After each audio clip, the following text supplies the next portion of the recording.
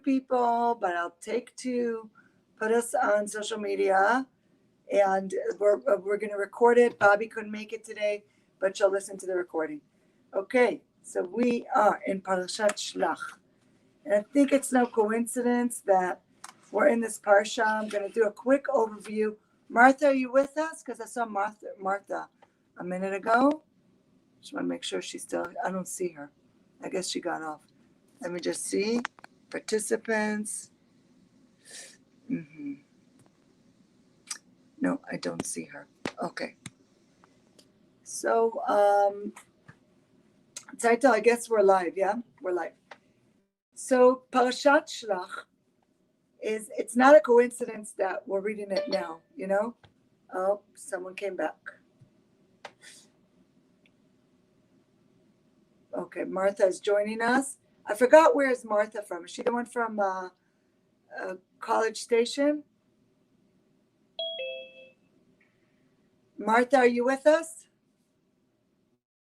We lost you for a minute.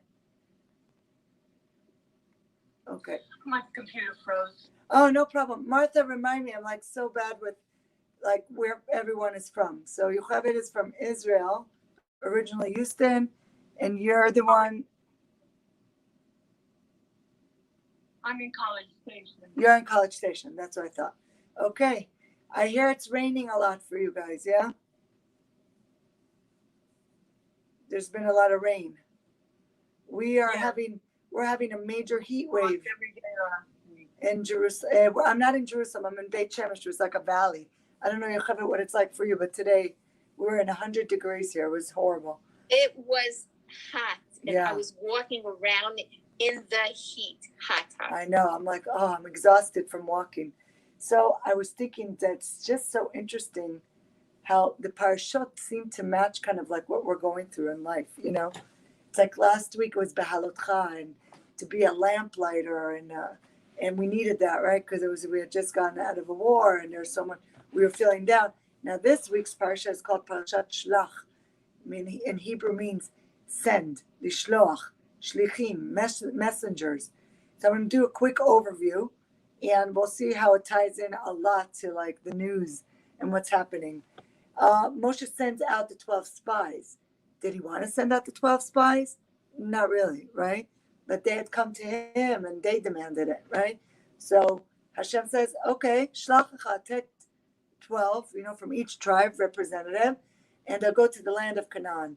40 days later, they return carrying a huge cluster of grapes. You know that like famous like picture of the Israelites coming back with the grapes, carrying these huge grapevines, a pomegranate and a fig to report on a lush, bountiful land. But instead, the 10 spies warned that it's a terrible country. They're baby killers there. They're basically doing CNN. Okay, that's how I look at it.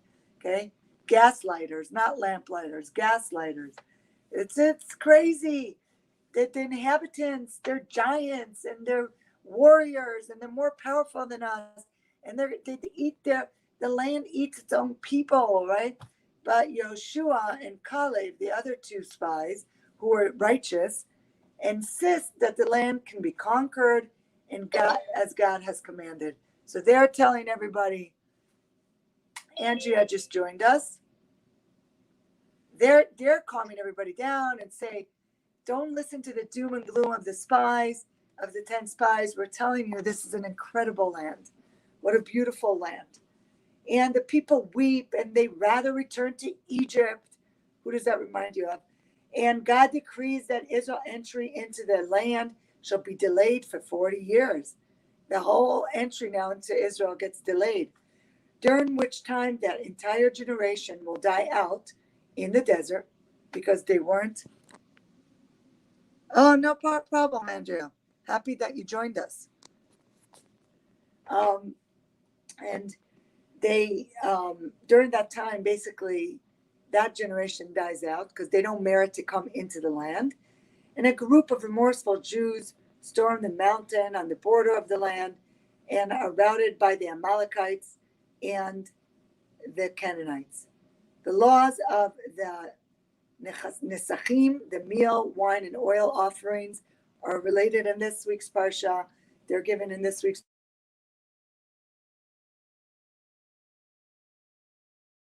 as well as the mitzvah to consecrate a portion of the dough, which is haflashat challah. We're going to go a little bit into depth why we do that. And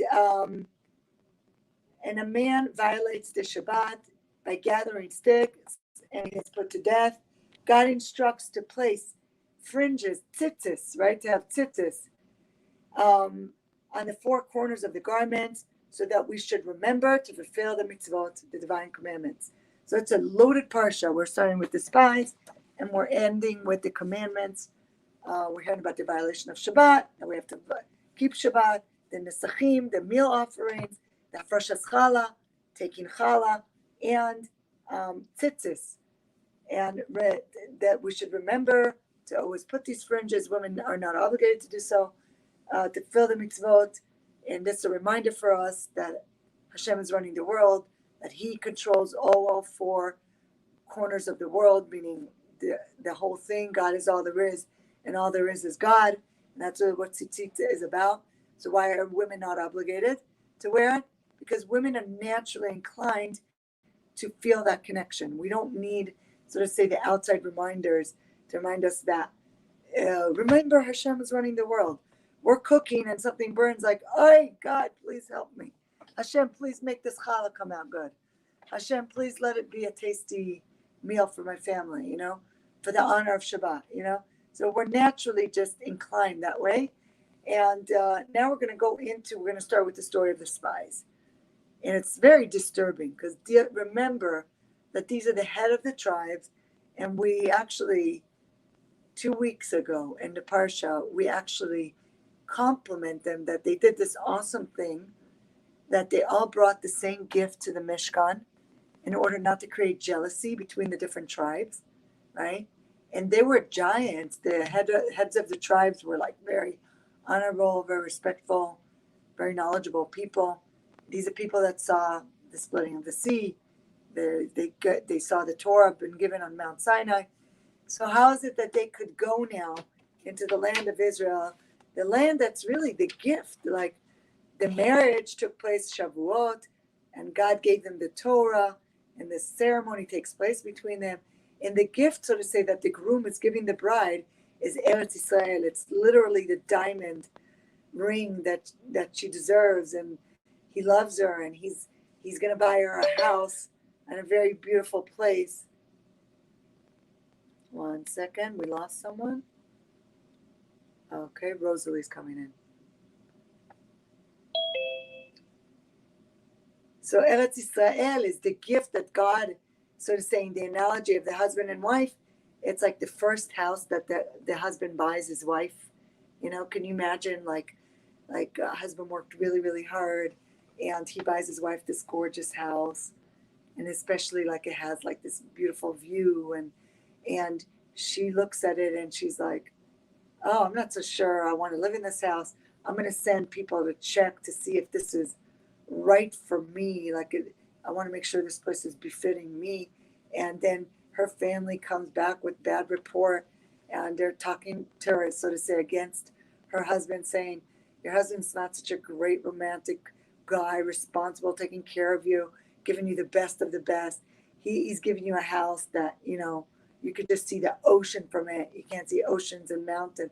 They come back with negative report, and they just see the negativity in it. That's really kind of like what the spies did. They went into the promised land, right? This was the gift Hashem was giving Bnei Israel, and came back with a very negative, response. And we said, how could it be? Like, these are really big giants. These are the heads of the tribes. And it's a matter of perception, And where did it come from? Where did this skewed perception come from? They were worried about their position. I'm wondering if this sounds familiar. Kavod.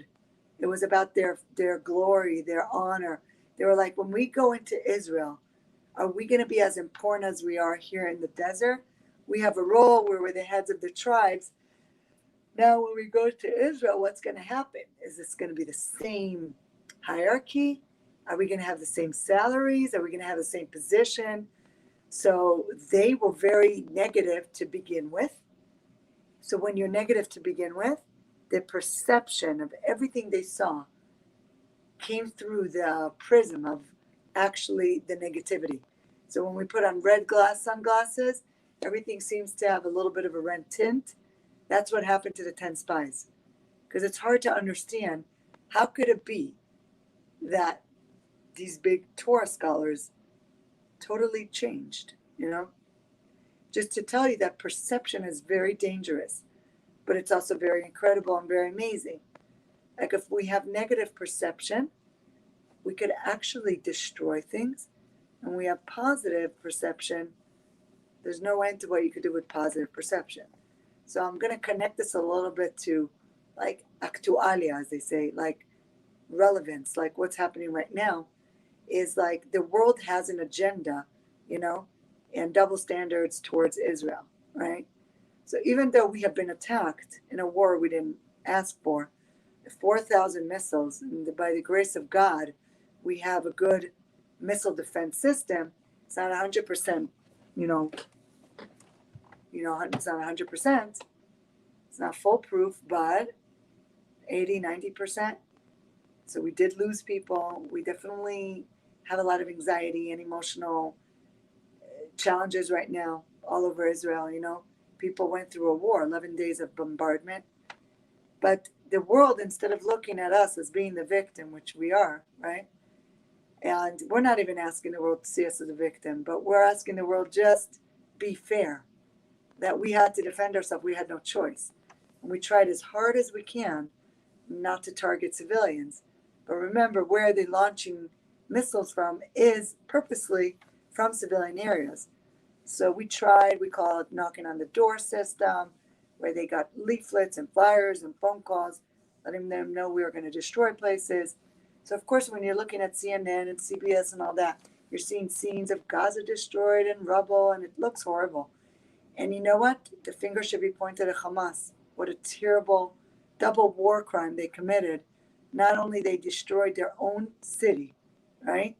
And stole money, international money, that can better their lives, but they also destroyed, aimed it at civilian population in Israel. But I don't know if you're aware of this, that about 60 children in Gaza died from their own missiles. Like one of their missiles hit a kindergarten. Some of their missiles fell short and basically hit inside Gaza. So one of them destroyed all these electrical towers. So you've got people that have been for now, I think 2-3 weeks without electricity. And then you have the kids who were killed by Hamas own missiles, right? But you're not hearing the world talk about it because it's perception. It's all a matter of perception. So let's look at how perception can skew and can destroy us, and how perception can totally lift us up, right? It's all a matter of perception. I remember hearing the story of the Chafetz Chaim, and he always tried to judge people favorably. So there's a story about a thief who comes to his house and he steals a candlestick from him. So the Chafetz Chaim runs after him and gives him the other candlestick. He said, "This is the other candlestick. You're going to make more money if you have the pair.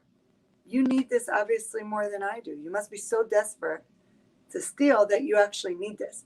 So instead of him seeing the thief, I mean, it's a very high level. I'm not saying if you're in Texas and you're breaking into someone's house, expect a shotgun, right?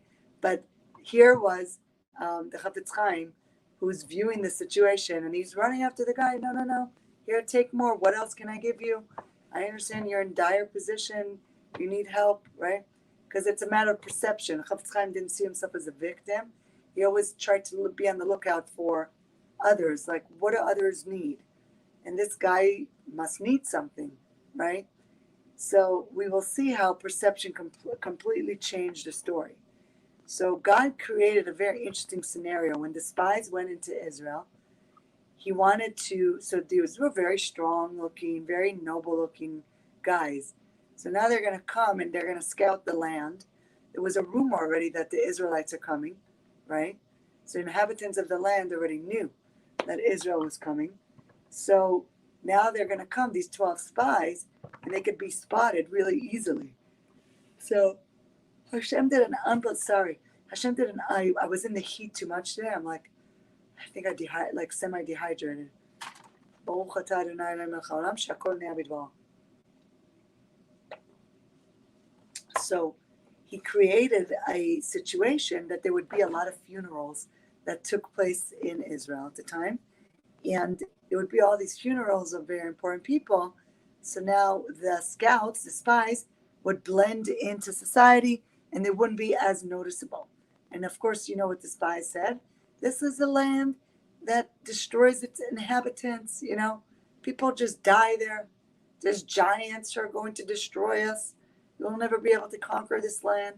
Do you see how crazy this land is? Look at these grapes. Instead of saying like, wow, how fruitful this land is.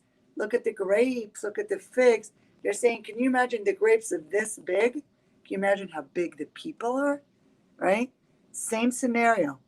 Caleb and Yeshua looking at the scenario and saying, wow, look what an amazing land God has promised us.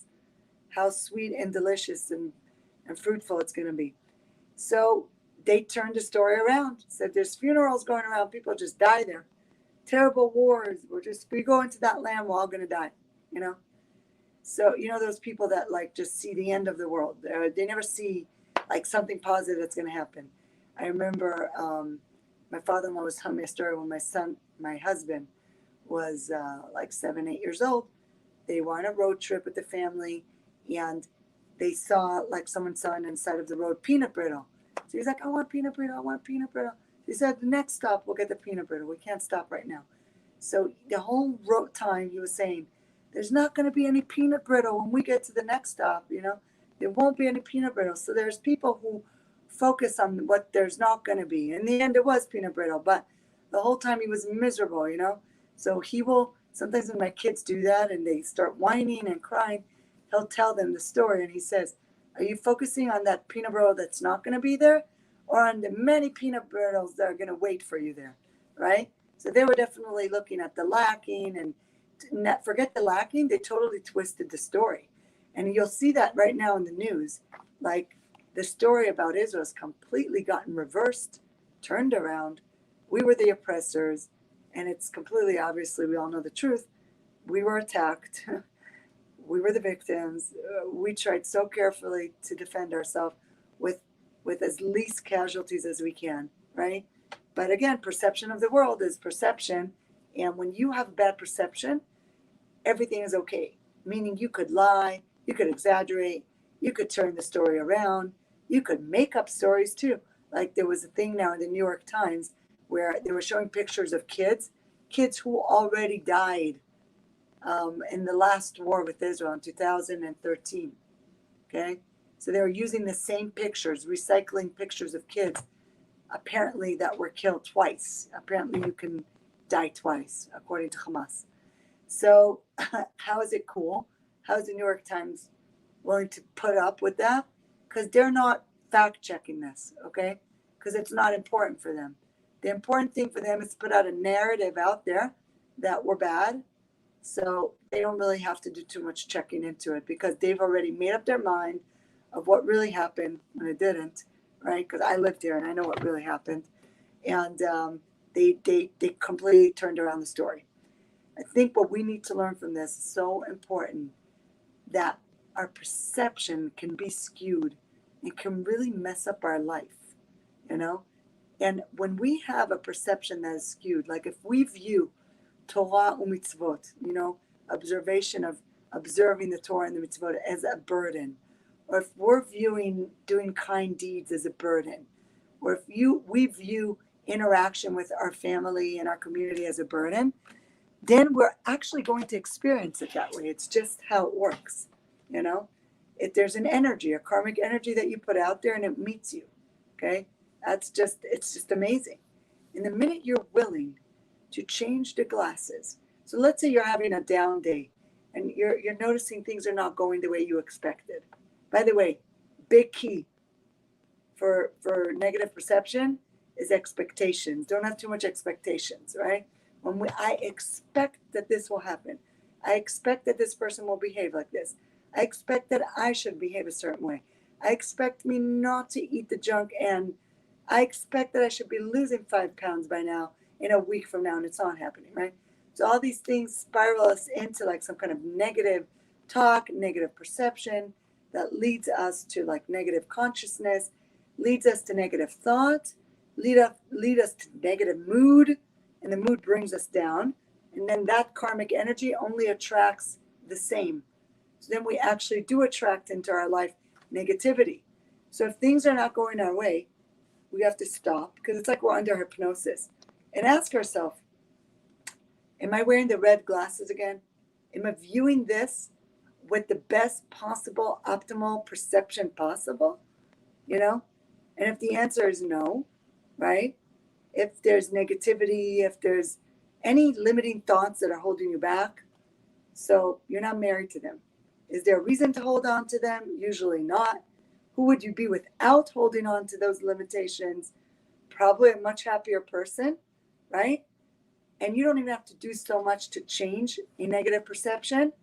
The minute you're bringing it to your consciousness and aware that you have a negative perception, automatically your negative perception is gone. That's just how it works. Because negative perception is like a habit. That's our default. We kind of like go there.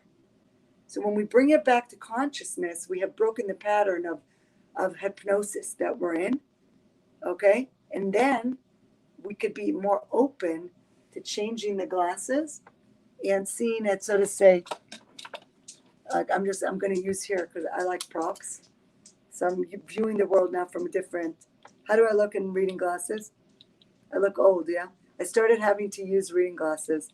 My kids were so shocked. Every time I wear this, they're like, Ima, what happened? I said, I got old. They get so nervous when I say it. They're like, no, don't say that. Safta is old. You're not old. I'm like, I'm a Safta. I could get old, you know. It beats the alternative of staying young forever, right? Baruch Hashem. Even though I wouldn't mind it, you know, if they figured out that like little fountain of youth, I'm in. I'll sign up for it. So right now I'm choosing to view the world right now from clear lenses, but I might have some dark glasses that I wear even indoors. That's how I've kind of like been habituated into wearing, so to say. And I think through those lenses, and I have a certain perception that is not serving me well. Bottom line, you have to ask yourself, if this thought, if this perception I'm having right now, is it serving me well? If the answer is no, so that's good. You're not married to the thought. Just say, I'm not married to this thought. What's another thought? How can I think about this in a different way? You know? So I think it's so important because I'm in an Aliyah group now. And Baruch Hashem, most of us are having a pretty good experience. Some are having an amazing experience. Like, I'm not relating to that. And they're like, wow, this has been better than our dreams. And I'm like, it's hard. You have it, you know, adjusting to a new place. It's new things, new bureaucracy. You got to learn the new derech, you know, even just how to use the ATM machine is different here. You know what I'm saying? How to pump gas is different here. You know, everything is different. You just have to learn. It doesn't mean it's horrible. It just means you have a learning period, an adjustment to go through. And it's a lot of errands to run. Like, I'm still dealing with it, you know. I still don't have all my bureaucracy in order, you know. I'm still trying to deal with it. So I could look at it as from like a perception as like, here I am, came back to Israel. Oh, again, I got messed up, you know. And I could look at it like, wow, what is the chut I have? Really, right, Yocheved? We have a merit that we have been merited, like we have been honored with the privilege of living in the land that God, literally it says, Eretz Einei Hashem Elokecha Ba. God's eyes rest on this land, right? So it's difficult a little bit because God's eyes resting directly on us, there's tension in the land. That's true. And there's big responsibility to live in the land. But there's also a big responsibility on us to be the good spies, to speak good about Israel. Like, I honestly don't even like to be on social media, but I stay on it because I have a lot of friends who are not necessarily aware of the truth of what's happening in Israel. And I feel an obligation to educate them about the truth, about what is happening in my homeland, right? We have to be the good spies. We have to be Yehoshua and Caleb. We have to work on our perception in our own personal life to make sure we didn't fall into the pattern of the 10 spies who looked at the most beautiful. Could you imagine? Like literally, I'm going to try to find you a prop, because I remember once my rabbi, he brought something and he said, the Midrash tells us how big each grape was, okay? I'm going to show you something. Okay. It's a really cool bag someone gave me. Can you imagine each grape? I'm not talking vine. I'm talking each grape was as big as this bag. Big. It was big, right? And we know that meant that the land was fruitful and bountiful, right? And they looked at it as a terrible land, the land of giants, right? So let's make sure we're not staying in the land of giants in our thoughts, in our consciousness, in our subconscious, in our perception. Hashem should help us to be in the Yehoshua Kalev mode. Okay, now I want to just want to make sure that I covered the things that. Okay, so now Moshe, in this week's parsha, we hear about this encounter that he changes Yehoshua's name to Yehoshua. Yeshua's name was Hoshea. Moshe changed Hoshea ben Nun's name to Yoshua. Why? Moshe knew that the mission of the spies would come to no good. Why? How did he know it? Because he saw the attitude of those people. These people were kavod seekers. They were honor seekers. And he knew that they were worried about their political position, that's really why they were going into the land with a negative attitude, worried that their position is going to be somehow, changed and messed up. So he actually said, you know what? I feel like Hoshea, he doesn't have enough of a backbone. So I'm going to add the letter Yud to his name. Olives. What was that?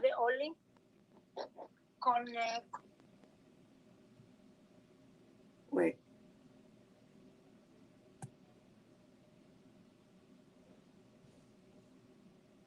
Okay.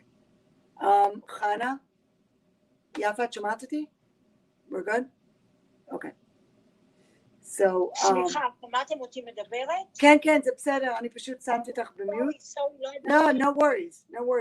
So, listen to this very interesting thing. It's an interesting Talmud. Change his name to Yoshua, adding the letter Yud to his name as a spiritual protection. Targum Yonatan includes editorial comment, and he says, when Moshe saw Yehoshua's humility, he changed his name to Yoshua. Apparently, in the opinion of Targum Yonatan, Yeshua's humility, was actually not a good thing. It would put him at risk. And how is it so? Isn't humility a very admirable, desirable trait, right? Don't we all want to work on our ga'ava, our pride, and make sure that we have humility? So there's an interesting, the Avnei Shalom offers an explanation based on a Tosefta from Shabbos, from Talmud of Shabbos. He said there was a disagreement between the school of Shammai and Hillel. What was the disagreement? They said bones left after a meal may be handled on Shabbat. According to the school of Hillel, it is permitted after you ate a piece of meat to discard the bones. Normally, just take the bones, get rid of them, okay? According to the school of Shammai, you remember they were more stringent all the time, the bones are mokseh, and the only way to remove the bones is by removing the entire table or tablecloth and shaking it clean, like you're not allowed to actually touch it. There was Rabbi Zechariah ben Aviklus chose the middle way. He said he was too he was very humble, and he said, who am I to choose Hillel or Shammai? I'm going to find a middle ground. I'm just going to find a middle ground. What did he say? What Rabbi Zechariah ben Aviklus said? Says one should pick up the bones and toss them behind the couch. So you can't just like toss them and just get rid of them in a normal way. You could actually pick it up, but throw it in like some weird place that you wouldn't normally throw it in, right? So the Tosefta comments that this compromising attitude of Rabbi Zechariah ben Aviklus destroyed the Beit HaMikdash. What? I don't understand. Rabbi Zechariah basically says, Shammai says, you're not allowed to touch the bones, and if you're going to touch them, you basically have to take the tablecloth, shake it. And Hillel says, don't worry about it. If you ate meat, you've got bones, you don't want it left on your table, just discard it. And Rabbi Viklus, he like says, let's find some kind of middle ground, since it is kind of muksa, let's throw it in a non-usual place, or remember it's a muksa, but we could actually pick it up. And then the Talmud tells us that because of his attitude of this psak, of how he ruled this law, the Holy Temple was destroyed. Very puzzling. Okay, we're gonna delve into this. So, what does it mean? The Tosefta is referring to a very famous incident that's recorded in the Talmud, in which a renegade Jew denounced the Jews as rebels to a skeptical Roman emperor. So he went to this emperor and he says, I want to prove to you that the Jews are really not loyal to you, because he wanted to get the Jews in trouble. Send an offering to the Holy Temple in Jerusalem and have them sacrifice it on their altar. You're sending them, an offering, like a bull or something, and tell them, I want this sacrifice in the in your Holy Temple in Jerusalem. Now, if they refuse, you will know that they are rebels, that they're not loyal to the Roman Empire. Okay? Okay. The Roman emperors love this little test. He wants to test the Jews in Israel. He sent a renegade back along with, to the Jewish people, and with an animal. And the renegade, what he did is he blemished the animal. He purposely caused it a pagam. He blemished the animal and rendering it invalid as a sacrifice. Okay? Why did he do it? He wants to get the Jewish people in trouble. He's one of these self-hating Jews. Have you ever met them? Have you seen them lately in the news? Self-hating Jews who try to make us look bad in front of the Goyim, right? Who try to say Israel baby killers, Israel destroyed Gaza. They don't talk about the 4,000 missiles and the troubles that we were in, and the 10 people that were killed by us, and how 2 boys, were killed. No, we're not talking about that. We are Jews. We're very, very, very, very, very enlightened, and we fight for human rights, and we don't think that Israel has any humanity in it, okay? So this is the kind of style this guy was, okay? It was like a CNN type of Jew, The emperor sent the renegade back, right, with the animal, and he blemished it, and the sages rejected it, and the Romans got very mad. They said, yeah, proof the Jews are not royal to us, and they attacked, and the Beit HaMikdash was destroyed. The Talmud relates that the sages did not reject it outright, okay? When they noticed the slight blemish on the emperor's animal, they were in a quandary. There was a debate amongst the sages. They said, we should totally sacrifice this animal, because if we don't, we're going to be in trouble, right? Which kind of makes sense. Like, you can't be rosh bakir. Like, if it's pikuach nefesh, and the Jews are going to get killed because they're not going to sacrifice, so you do an avira, and you bring this blemished animal and sacrifice it in the Beit HaMikdash, right? So what happened? The sages says we should close an eye to this and just satisfy the Roman emperor, because it could be extremely dangerous for us if we don't. But then Rabbi Zechariah ben Aviklus, the guy we were talking about before, that says take the bones with your hands, throw it in a strange place, he actually said, no. If we do that, everybody will think that you're allowed to bring a blemished animal to the Holy Temple as a sacrifice. So then the sages said, you know what? Let's kill the renegade because he's a rodef. You know what a rodef is? Din rodef. That he has a din, a judgment. As a man who comes to pursue you, you're allowed to pursue him back. You okay? If someone comes to you with a knife and they're going to stab you, there's no obligation or commandment to say, okay, here's the heart, go right for it. Don't direct the knife. No.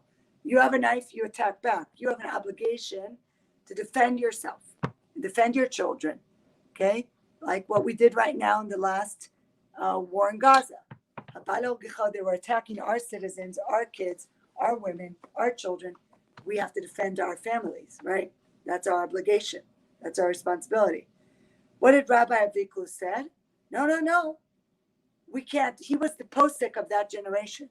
He was the, so to say, the sage who determined like the laws. So, no, we can't do that. Because if we do that, everybody's going to think that if you bring a blemished animal to the holy temple, you deserve to be stoned to death or killed. And that's not the actual law. Do you see the pattern of this guy? What's the pattern of this guy? He is not willing to take a stand. The way the Talmud looks at it, it says the humility of Rabbi Zechariah ben Aviklus destroyed the holy temple. What does it mean? That with his non-taking a stand, that he was like, no, we can't kill this Jew. No, we can't sacrifice this korban. He was not willing to sway, and he was just sticking with it because he didn't feel like he can create, so to say, a new law. And we have to know that Torah, halacha, is very fluid in the sense that it's, if you go to a Rav, okay, Yocheved goes to a Rav, and she shows him a chicken that she shechted, and I go to the Rav, and I have a question. It might be the same question. The answer might be different for Yocheved, it might be different for me, okay? Because it depends. Like the rabbi could be more machmir on me because I have more money and I could afford another chicken, and because it's a question mark if this is real blemish. You understand? Halacha is very subjective. So in this place, but you need to have a certain amount of nochechut. You have to have a mindfulness. You have to have a certain amount of like a strong identity to say, "Ani posek halacha b'tzora hazo." I am paskening. I am saying that the law should be this way right now because it's dangerous if it's not. Okay, the law should be like this. It's like there are rabbis now during Shavuot that told people it's an avera to go on Shavuot to the kotel because there are Arabs who are been threatening to kill Jews. Okay, and they took a stand. And by the way, they got a lot of backlash from their communities. Who are you to stop us from going to the kotel? And we should give in to the Arabs. We still have to go on living our lives. I hear that attitude too. But when you see danger to a community, a rabbi's got to sometimes put his foot down and say, this is what we need to do, okay? By the way, I'm going to swear for a second, HD moment here. I don't know if you heard that one of the advisors of the administration in the U.S. said, tweeted that if Jews are getting attacked on the streets because they're looking Jewish, they should take their kippah and their tzitzis off. That I don't agree with, you know. I feel like America should and always has been a safe haven for Jews, and we as Jews should not be afraid to show our religion and display it in the open and feel comfortable with it. No, I don't think that we should now, like, on the other hand, that I know that the Jews in France, they don't wear their kippah outright because it's really a sakana, it's really a danger, and they wear, you know, baseball hats, the men. They try not to look so Jewish, you know, outright. So, but it's an inyan, sorry, of where you are in the world, you know, and what the rabbis are saying. So it sounded, so what happened? They say the humility of Rabbi Zechariah ben Aviklus destroyed our Beit HaMikdash and exiled us from our land. That's very charif to say, right? Modesty and humility and a compromise and peacemaking are all wonderful attributes. So he was trying to kind of like not take a stand and appease the different opinions in halakha. But in certain situations, other qualities are more appropriate. Sometimes one has to stand up and say, let the chips fall where they may be. This is the way it has to be. Sometimes one must exchange peacemaking and compromise for a strong, unequivocal stance. Okay? This was Rabbi Zechariah's falling and failing. He took his humility a little too far. According to Targum Yonatan, Moshe feared that Yeshua had similar failing, that he was too humble, and that he would not be able to stand up to the Meraglim, to the other 10 spies. So he was too good, too accommodating, too great of a lover of peace and compromise, and in the company of the spies and their notorious plans, situation might arise.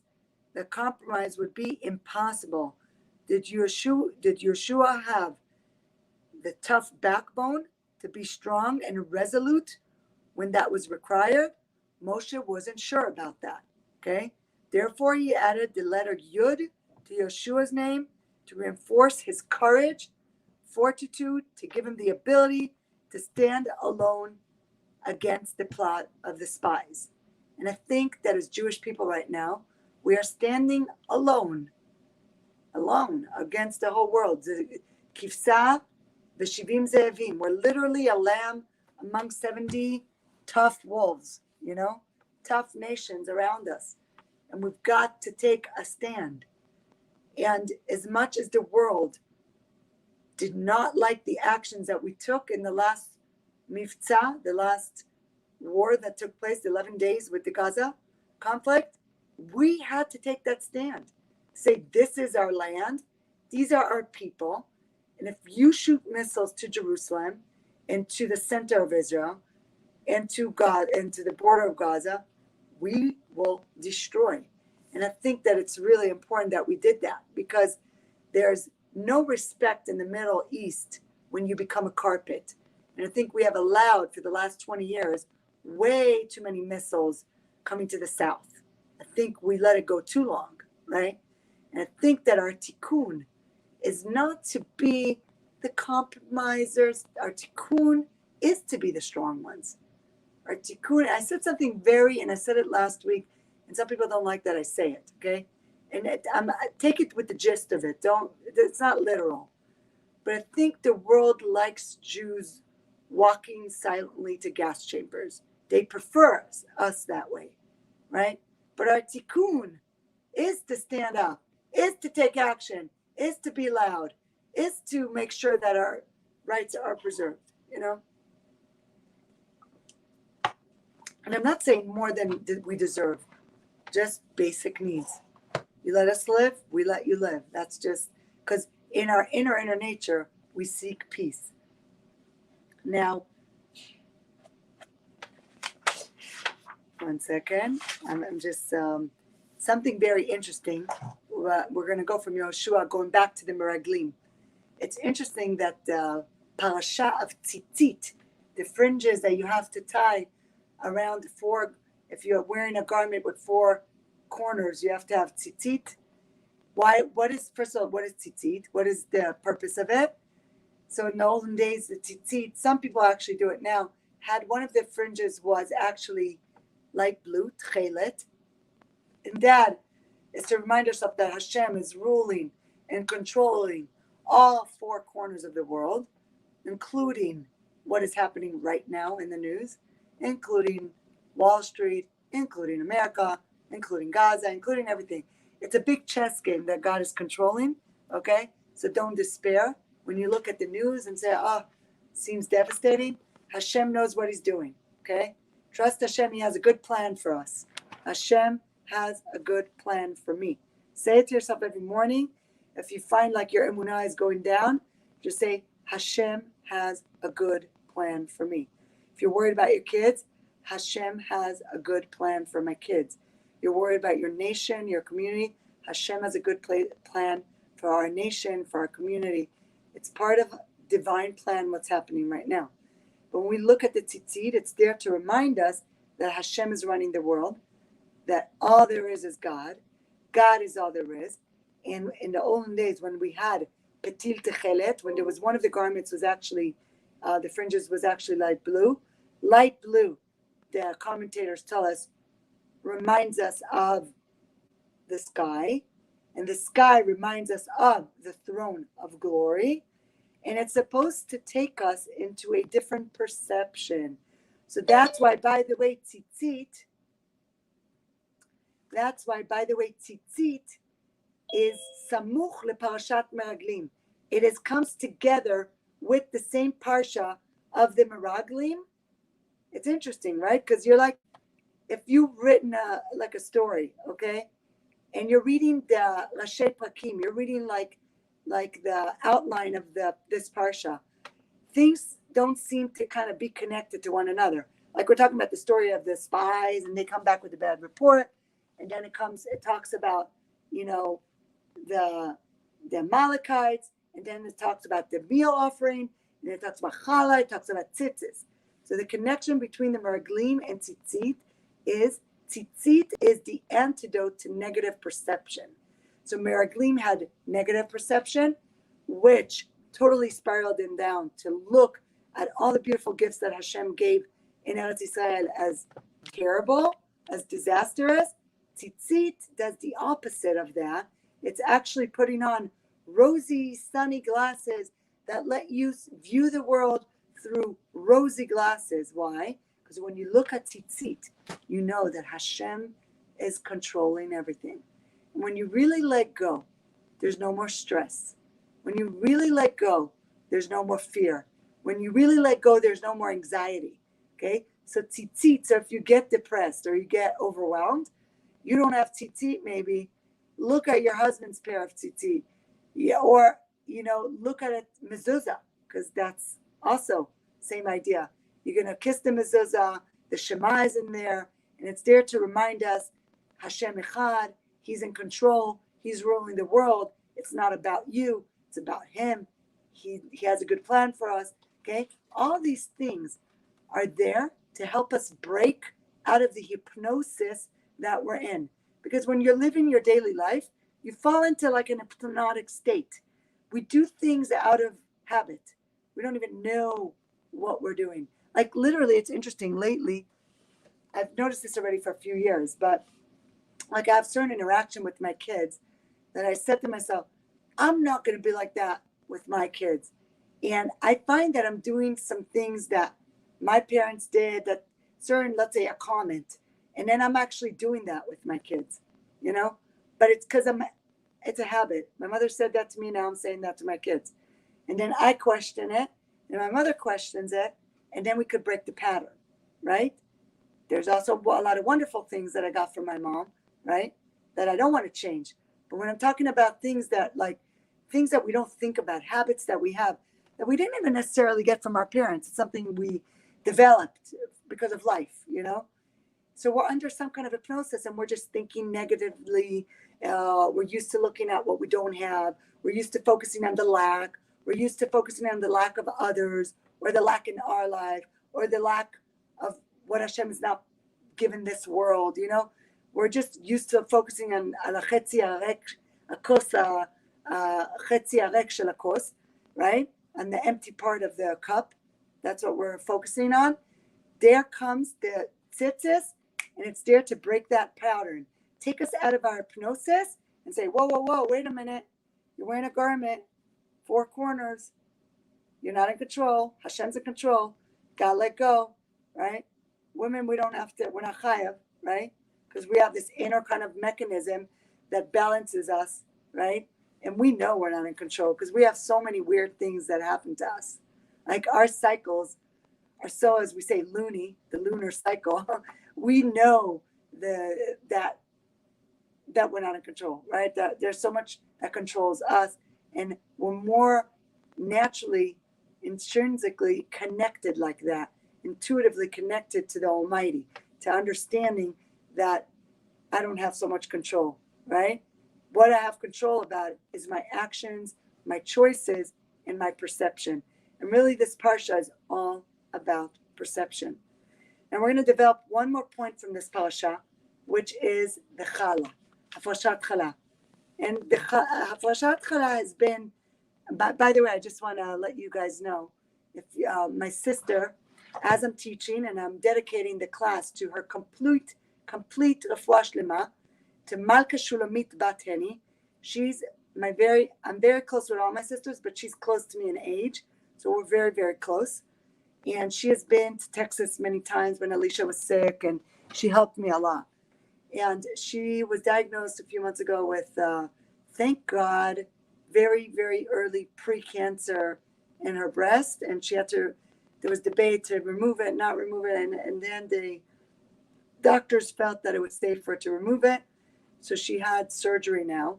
It was supposed to last 3 hours, and it's been already 5 hours. So I have been like teaching and very distracted because I keep looking at the WhatsApps coming from my brother-in-law to see if she woke up already. And thank God he just said that she woke up and that the surgeon said that the surgery went well, and God willing that she should have an easy recovery. So God willing, it should go well. She was so scared and she was so not into it, but we are grateful that, thank God, she will not need chemo. So far from what they think, she will not need chemo and radiation. So let's hope that the results of the pathology will stay that way, that we should continue to hear good news from my sister. Amen. Yeah, so if you could have her in mind to pray for her the next few days. So Chala. What is her name? My sister's name is Malka Shulamit Bat Heni, and I'll put it on the Monday group. Malka Shulamit Bat Heni. Hashem should give her complete refuah.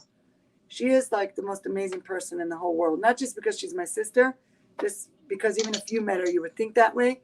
She takes her shirt off for anyone. Like, she's just so kind and so loving and so giving.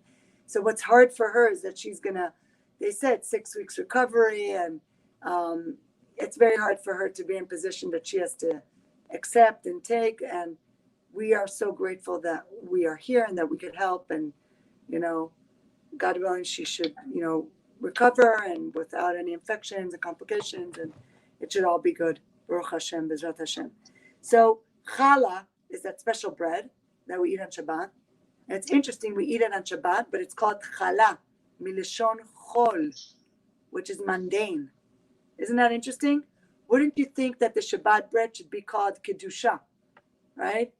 Like, hey, can you give me some of, like we call kiddush, right? The wine. So why are we calling the special bread of Shabbat challah? And that challah is yom chol. Chol means mundane, right?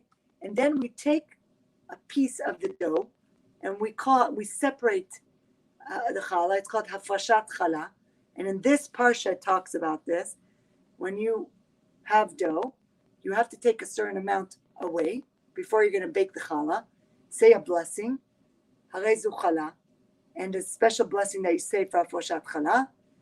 And it's really, again, what the tzitzit does to break the pattern of hypnosis while under hypnosis, because we're so distracted with life. We have to pay bills.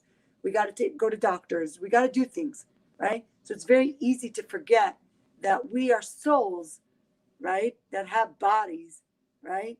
And we got so involved in the body that sometimes we think we're a body that happens to house a soul. There is a soul there, but we don't have much time for that soul. We feed it a little bit here and there, right? But really, hafrashat challah is there to tell us, you know what?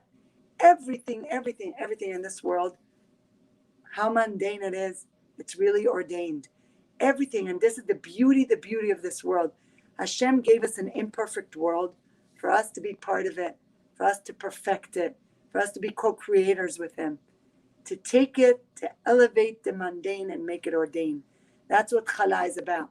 We take the chol and we make it kodesh, right? We take the chol and it becomes the food of Shabbat. That's really what it's about. We take olam hazeh, we take this physicality of the world, That's why it's important to take care of the physical body, which I've not been so nice to my physical body, I must say, these days. And I'm aware of it. Okay, I'm aware of it. And we need to take care of our physical body as well as we take care of our neshamas, as well as we take care of other people's neshamas.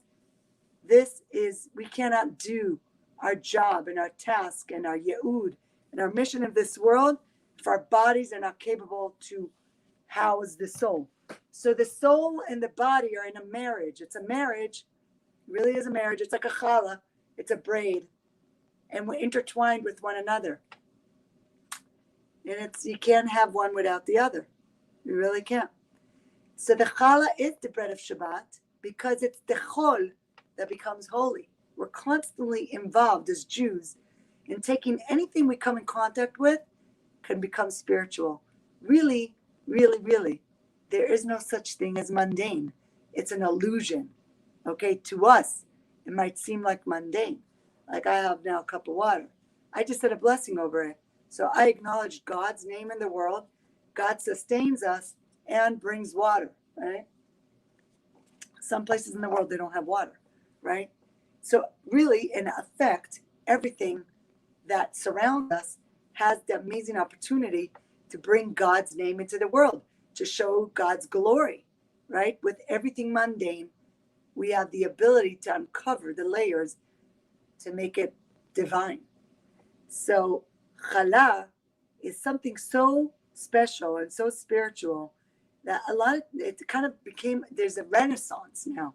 Like when I was growing up, we just went to the store and we bought chalot, okay? I have to admit that I'm doing this in Israel right now. And it cracks me up, Yocheved. You know how like in America, you buy challah, it's like in a bag, right? Here, I go to the store and I still can't get used to it. It's so funny. It's usually like in an algaz, a container on the floor, and everybody's touching all the challahs. They're all open, right? No, you put your hand in a plastic bag, and then you touch the challah. Oh, really? In Ra'anana, it's like this. You turn the bag up inside out, and then the bag goes inside out, and then you put your challah in there. Oh, you're very American. You're very American. I was in the store on Friday, and I saw everybody pinching the challah a little bit to see which one they wanted to take. So I went to the back, and I did what you did, and I grabbed it with the bag because my hands weren't clean. I was like, I just touched my wheel. I was driving, and I kind of just assume I have, even before Corona, that my wheel is not clean, right? So I don't want to touch bread. And it's just funny to me because I mentioned it to my sister who was with me, and she's like, doesn't know what I'm talking about. She's like, of course you touch the challah and see which one you want. It's just so funny because we're in America. It's so different in America. Also funny, eggs in Israel are like not in a fridge, right? There's things that are just so different here. I sometimes I feel like I'm such a foreigner, and I'm like, why am I such a snob? I grew up here. But you know, when you're away for 20 years, you forget things, right? So Baruch Hashem, I get to buy some really good chalot here. But the mitzvah of afroshat challah, if you can't actually partake in it, you could actually, participate by giving tzedakah to someone who's going to do it, or asking someone who's doing afroshat challah to have you in mind, because the gates of heaven are open when you do afroshat challah. Literally, they say you can ask for anything. It's a moment they call sh'at ratzon. When we're lighting the candles, when a woman immerses in the mikvah, when she gives birth, and when you do afroshat challah, there's a special auspicious moments where the gates of heaven are open. And because why? It's connecting between heaven and earth, right? Because we're talking about challah, which means mundane, and you turn it into kodesh. You're taking now physicality and elevating it, right? So the gates of heaven are so close to that moment. There's a vortex there. And really, you could pray for everything and everyone during that time. So I want to give us a blessing. Hashem, we spoke about perception. Hashem should help us, because sometimes it's very hard to change perception. Look at the Meraglim. As we said, they were tzaddikim, they were heads of tribes, and they sinned in such a terrible sin of lashon hara. We have to be careful with lashon hara about others and about the land of Israel. We got to be careful. Even if the politics here look horrible, even if they touch challah, we cannot talk bad about Israel. We have an obligation to honor this gift that Hashem gave us. It was the gift in marriage. Hashem gave us this beautiful land as a gift. We got to honor it, cherish it. And we spoke about humility, that too much humility is a problem. You got to develop a backbone. You got to add the Yud. Yud is Shem Hashem. What's a backbone? You're not sure about something. You're in a situation. But remember, I'm a Shagrirat Hashem. I'm an ambassador of God in this world. So you develop a backbone just thinking of it, right? We don't all have Moshe that could add a letter Yud to our name, right? So we cannot be too much humility, not good, right? Got to work on perception. And then we spoke about turning the mundane into ordained. Constantly look for opportunities, what we can elevate, what physicality right now in our physical life we can take and make spiritual and bring God's name into this world. Have a beautiful, blessed week, everybody. And we should continue to hear good news. Hatzlachat Yocheved on your new move. God willing. Thanks. We have a wedding in the family next Wednesday. My nephew's getting married. My sister came in from Philadelphia. And so we're busy like buying dress. We don't have dresses and shoes, and we're doing all that. And we're trying to match. We have her like 50 first cousins, all the little kids, and the great grandchildren and great grandchildren of my mom. We're trying to get them all to match.